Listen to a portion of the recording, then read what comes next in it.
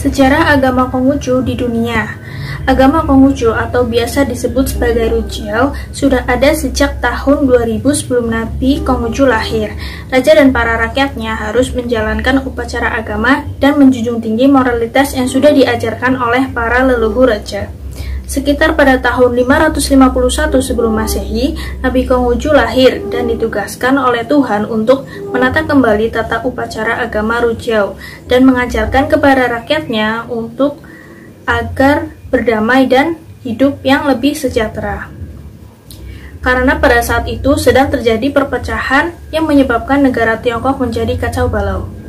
Para kepala daerahnya saling berebut wilayah dan ingin menjadi raja. Zaman tersebut dinamakan zaman Chunhyu atau musim semi dan musim gugur. Nabi Konghucu pada saat itu mendirikan sekolah dengan berjumlahkan murid sekitar 3.000 orang. Murid yang telah pandai banyak mendirikan sekolah-sekolah untuk meneruskan ajaran Nabi Konghucu. Namun ada juga murid yang mendirikan sekolah dengan aliran lain dan pada saat itu muncul aliran yang bertentangan dengan Konghucu. Salah satu aliran tersebut yaitu aliran Mohis yang didirikan oleh Moshi. Dua tokoh besar yang meneruskan ajaran Rujao yaitu Mengxi atau Mencius pada tahun 371 sampai 289 sebelum Masehi dan Xunzi pada tahun 326 sampai 233 sebelum Masehi. Kedua tokoh tersebut mengajarkan ajaran Rujao namun memiliki perbedaan pendapat dalam beberapa hal karena keduanya itu hidup di Tiongkok dalam situasi yang berbeda. Ajaran Mengxi mengajarkan manusia akan hidup bahagia apabila negara makmur dan sejahtera dan manusia harus melaksanakan perintah Tuhan dengan menjalani hidup yang lurus, jujur, dan tidak serakah. Sedangkan ajaran Xunzi lebih mengarahkan kepada ajaran agama yang memperhatikan kekuatan iman dan dia meyakini bahwa watak dasar manusia itu seharusnya sudah baik. Dari kedua ajaran tersebut, memperkuat posisi ajaran Rujao sebagai agama, pandangan hidup, dan sistem filsafat bagi masyarakat Tionghoa.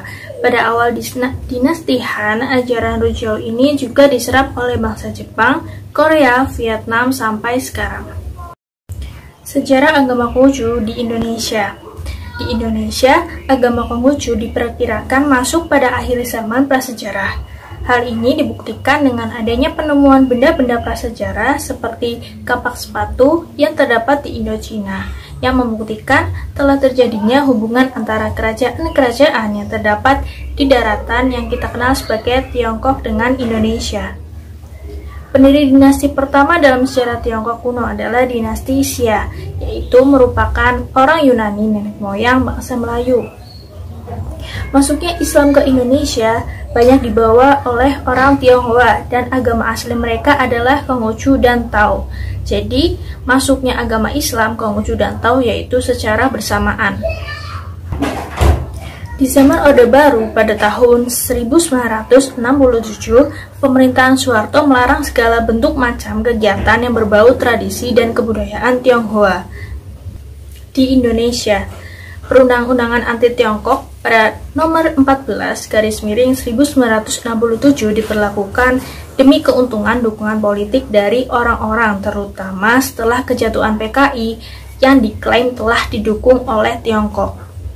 Hal tersebut menyebabkan banyak pemeluk keyakinan tradisional Tionghoa menjadi tidak berstatus pemeluk satu dari 5 agama yang diakui di Indonesia. Agar menghindari dari permasalahan politis, yaitu dituduh sebagai ateis dan komunis, pemeluk keyakinan tradisional Tionghoa atau Konghucu ini diharuskan untuk memeluk salah satu agama yang diakui di Indonesia dan mayoritasnya itu memilih untuk memeluk sebagai agama Kristen dan Buddha. Kelenteng yang merupakan tempat ibadah umat Konghucu sebelumnya dengan terpaksa diganti dan diubah nama menjadi tempat ibadah umat Buddha yaitu vihara.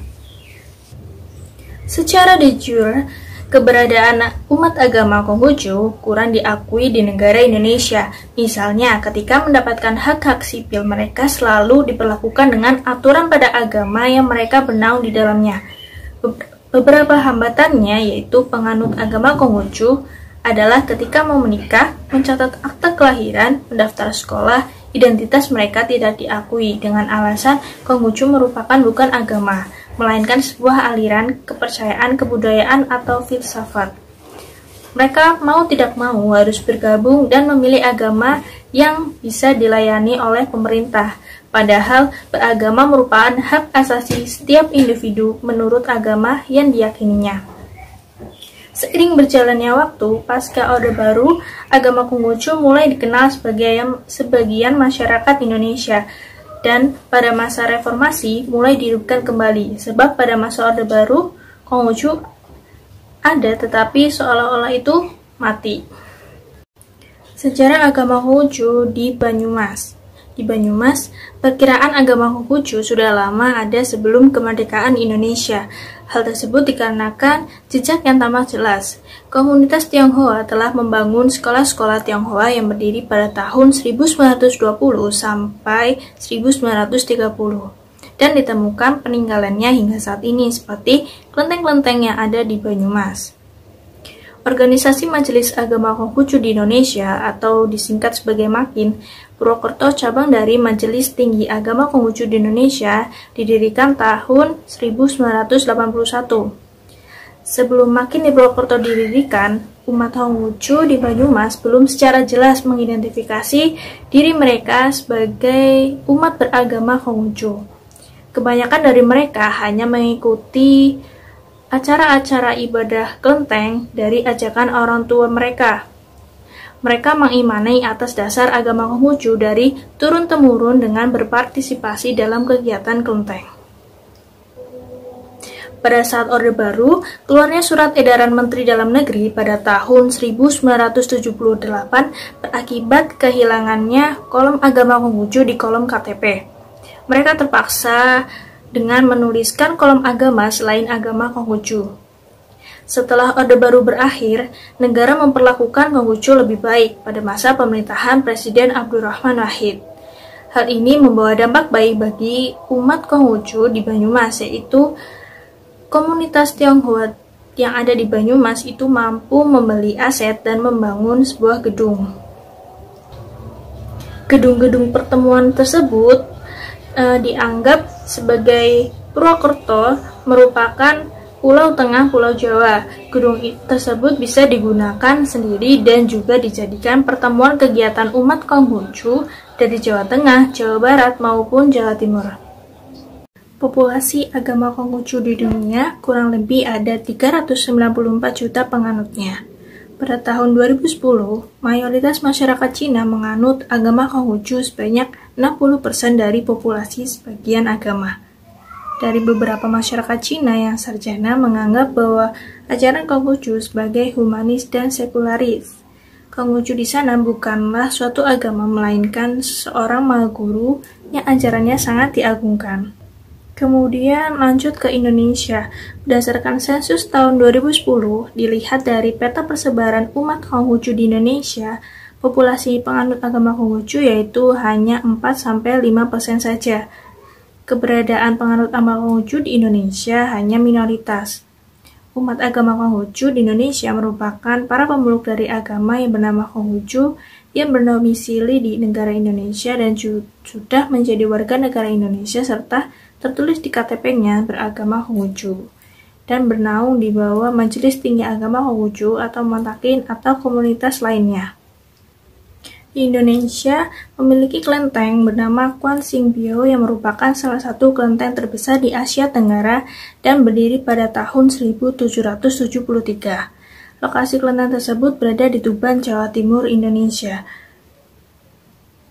Khasnya, kelenteng di Indonesia tidak hanya sebagai tempat ibadah umat Konghucu saja, tetapi kelenteng di Indonesia juga sebagai objek wisata pada saat Tahun Baru Imlek dan pada saat momen-momen yang lainnya.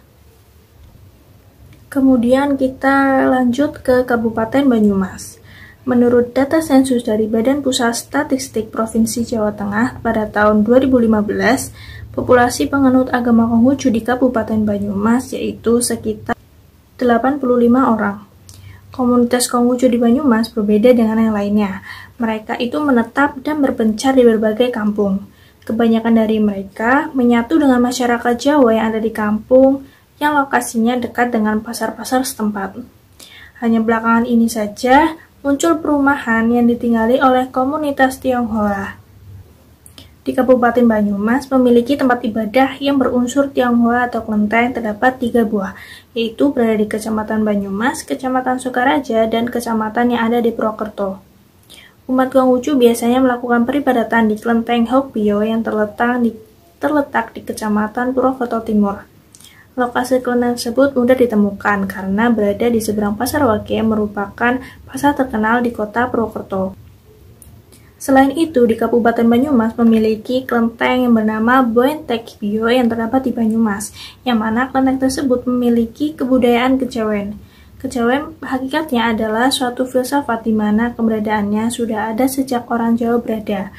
Hal tersebut dapat dilihat dari ajarannya universal dan selalu melekat berdampingan dengan agama yang dianut pada zamannya. Di Kabupaten Banyumas juga memiliki sekolah tinggi Konghucu di Indonesia. Sekolah tersebut merupakan sekolah-sekolah tinggi Konghucu yang beranut agama Konghucu pertama di Indonesia. Dari sekolah tinggi tersebut diharapkan dapat menciptakan lulusan tokoh-tokoh agama Konghucu serta pendidik yang dapat berkontribusi kepada masyarakat demi meneruskan perjuangan pendidikan bangsa Indonesia, terutama pendidikan agama Konghucu.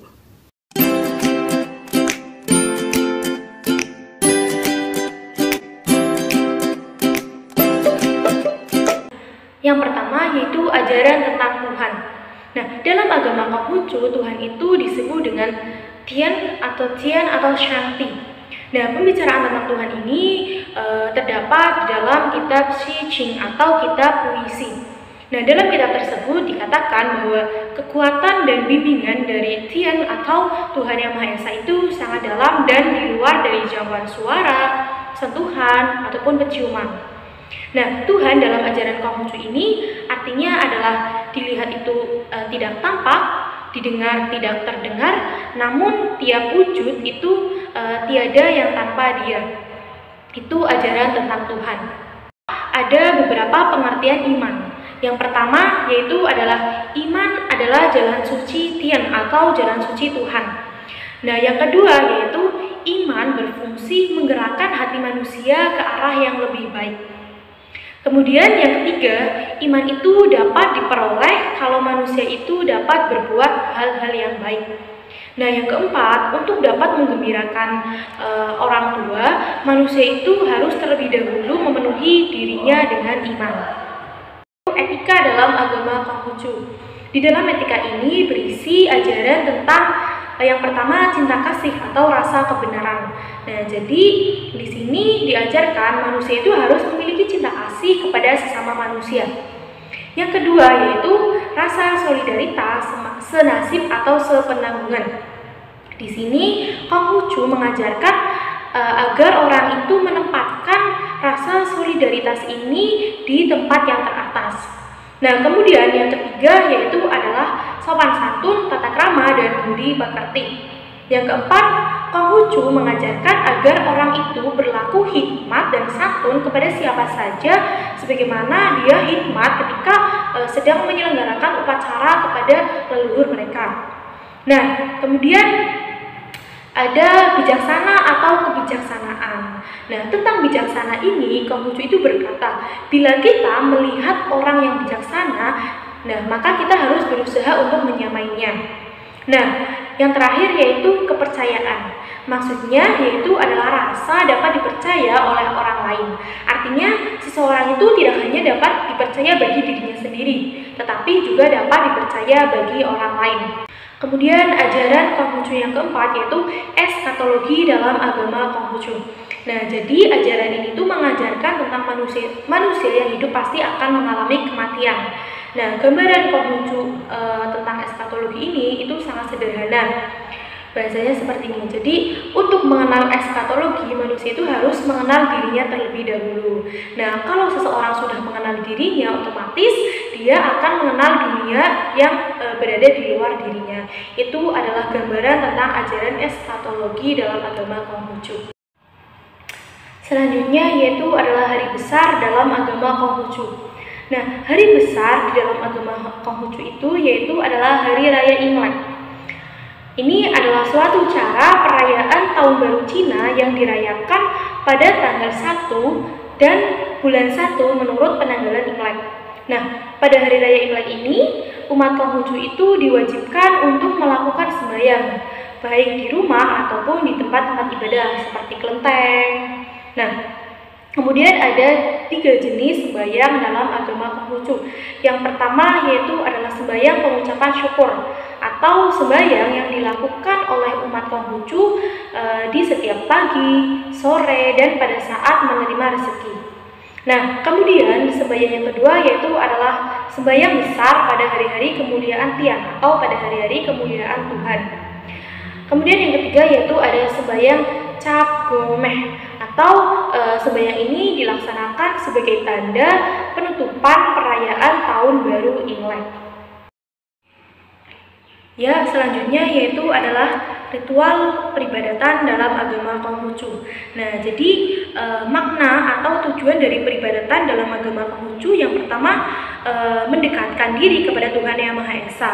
Kemudian selain itu memohon pertolongan dan perlindungan. Ketika manusia merasa bahwa dirinya itu terancam dan tidak ada lagi yang bisa menolongnya. Nah, yang ketiga itu bersyukur atas nikmat Tuhan. Manusia tidak akan pernah bisa menghitung berapa banyak nikmat yang telah Tuhan anugerahkan kepada manusia. Nah, maka dari itu dalam agama Konghucu itu dilakukan ritual peribadatan.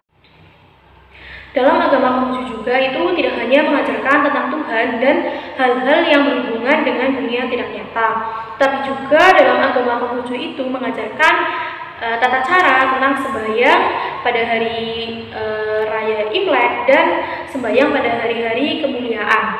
Nah, prosesi peribadatan yang diamalkan oleh umat Konghucu yang pertama yaitu adalah persiapan yang dilakukan oleh pemimpin membunyikan lonceng sebanyak 3 kali. Kemudian yang kedua itu siap, artinya lonceng itu dibunyikan sebanyak 1 kali, kemudian jamaah itu berdiri. Yang ketiga yaitu penaikan doa, yang keempat penaikan doa, dan yang kelima itu adalah menghormat. Kemudian yang keenam yaitu adalah nyanyian pembuka. Yang ketujuh, khutbah pertama itu berisi tentang pembacaan ayat-ayat dari kitab suci. Yang kedelapan adalah nyanyian puji-pujian dalam agama Konghucu. Yang kesembilan itu pengakuan Imam Pat Sing Chian Kui atau 8 ajaran keimanan. Kemudian yang ke-9 itu ada nyanyian puji-pujian. Yang ke-10 khutbah kedua. Yang ke-11 itu nyanyian puji-pujian. Kemudian yang ke-12 itu ada warta atau pengumuman dalam agama Konghucu bila ada. Nah, kemudian selanjutnya yaitu adalah sikap pausimpatik atau 8 kebajikan mendekap hati. Dan selanjutnya itu hormat kepada altar. Nah, setelah itu sudah selesai. Selanjutnya yaitu adalah struktur kepemimpinan dan organisasi keagamaan Konghucu. Nah, Majelis Tinggi Agama Konghucu Indonesia atau biasa disebut dengan Matakin adalah sebuah organisasi yang mengatur perkembangan agama Konghucu yang berada di Indonesia. Nah, pada awalnya organisasi ini didirikan pada tahun 1955 yang sebelumnya itu diawali pada tanggal 11 sampai 12 Desember 1954 yang diadakan konferensi antar tokoh-tokoh agama Konghucu yang berada pada saat itu di Solo. Nah, konferensi itu membahas kemungkinan ditegakkan kembali lembaga agama Konghucu atau yang disebut dengan Kung Khao Huai secara nasional atau setelah tidak adanya kegiatan semenjak pecahnya Perang Dunia II dan masuknya Jepang ke Indonesia, maka diadakan kembali konferensi di dalam agama Konghucu. Yang akhirnya pada konferensi yang diselenggarakan di Solo ini pada tanggal 16 April 1955 disepakati kembali lembaga tertinggi agama Konghucu Indonesia yang diketuai oleh Dr. Sujono pada tanggal 16 April 1955 tersebut. Kemudian pada saat itu disepakati hari jadi Majelis Tinggi Agama Konghucu Indonesia yang kemudian diangkat menjadi Matakin. Nah, adapun yang menjadi tujuan berdirinya majelis ini yakni berdasarkan iman agama Konghucu yang pertama mendidik, membimbing, membina dan memberikan penyuluhan kepada umat Konghucu yang ada di seluruh Indonesia tanpa terkecuali dan tanpa membeda-bedakan. Nah, kemudian yang kedua yaitu untuk mendidik, membimbing, dan membina umat Konghucu yang ada di Indonesia agar selalu berbakti kepada orang tua, bersikap dapat dipercaya kepada kawan dan sahabat, kemudian mencintai dan membimbing generasi muda dengan penuh kasih sayang, dan menjadi warga negara yang baik dan berwawasan kebangsaan Indonesia. Organisasi Matakin ini berada di tingkat nasional. Dan untuk yang berada di tingkat daerah itu ada Makin, Majelis Agama Konghucu Indonesia, yang menunjuk 3 macam pejabat keagamaan. Yang pertama itu adalah Haksu, Bunsu, dan Kausing. Itu dalam bahasa Hokkien, atau Kueshi, Wensi, dan Jiasheng itu dalam bahasa Mandarin, yang fungsinya itu mirip dengan pendeta di dalam agama Kristen.